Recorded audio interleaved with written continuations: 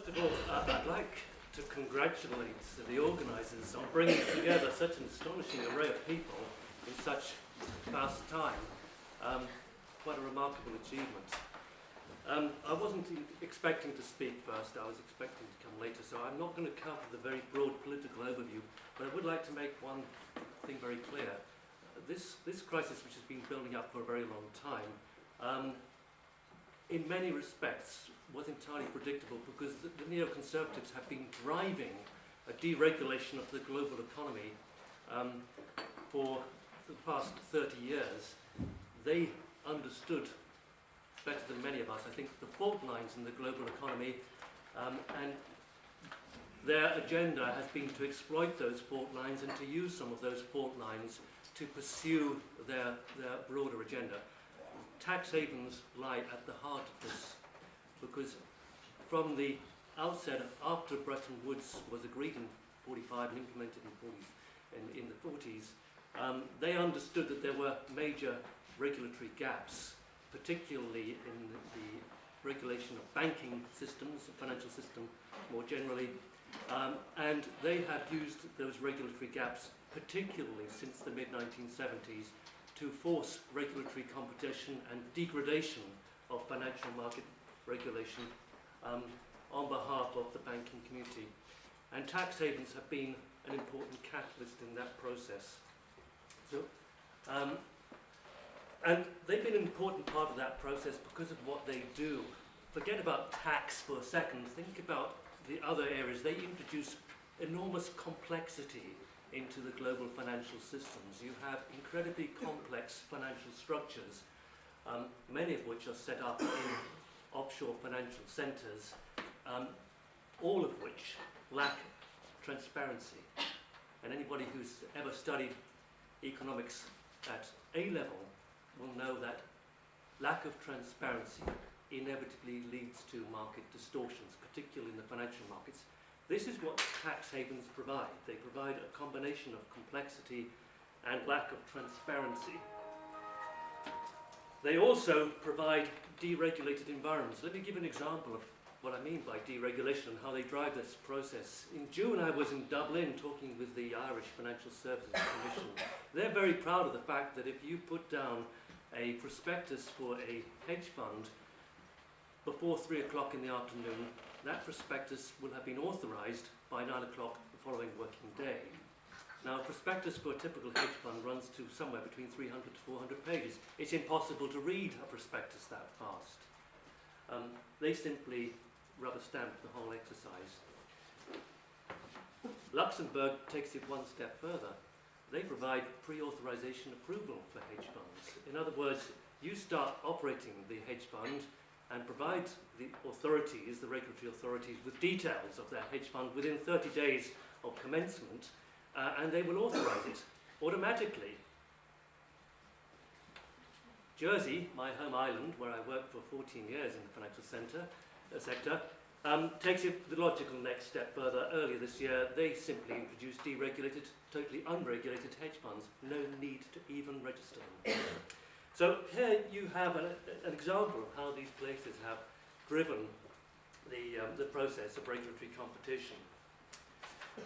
More importantly, they also impede international cooperation, and every attempt since 1947 to enhance cooperation in regulation and in, for example, tackling tax avoidance has been impeded by these places because they simply don't sign up.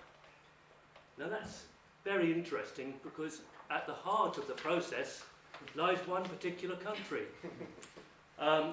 And that country has made great use of its network of tax havens. Here you have about just slightly over 30 tax havens around the world linked to the biggest tax haven of all, the City of London. And these places have always stood in the way of achieving an international framework for cooperation in regulation, tackling tax avoidance, and a whole host of other matters. They lead the frame in terms of introducing new laws, for example, laws on sham trusts. Now, behind many of the structured investment vehicles the so-called shadow banking system that lies at the heart of the current collapse. Many of these vehicles belong to trusts, offshore trusts. Trusts are a British legal format. They've been in British law since the Middle Ages, and they lie at the heart of the opacity in the banking system, because if you want to disguise what you're doing through complex structures, you disguise your ownership by owning your structured investment vehicles through trusts.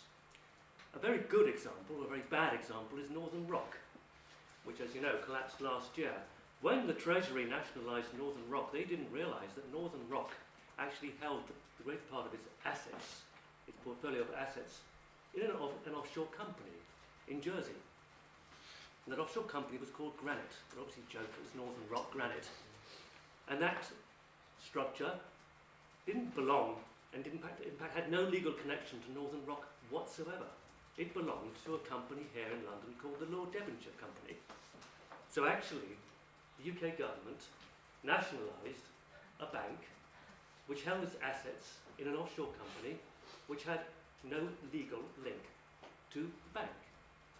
And for one frenetic afternoon in the House of Commons, the Treasury Secretary was trying to ascertain, do we actually have any control over those assets whatsoever? £50 billion worth of assets.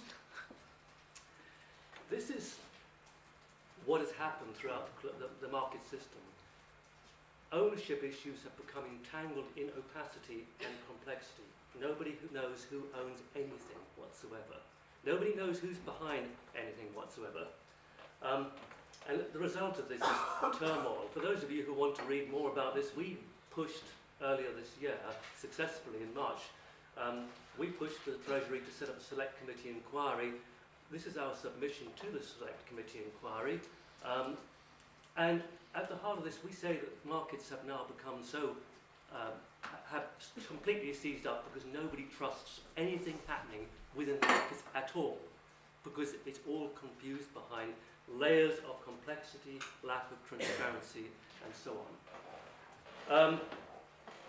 And as we say here, this is so significant that unless the markets are made radically more transparent, radically less complex, unless many of these structured investment vehicles, collateralized debt obligations, and other complex instruments are either removed entirely from the market system, and one thing which we're advocating is that off-balance sheet accounting should quite simply be abolished.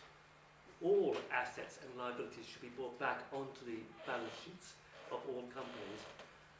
Without these radical steps, there will be no possibility of moving back to markets where you have the essential trust, transparency, and lack of complexity.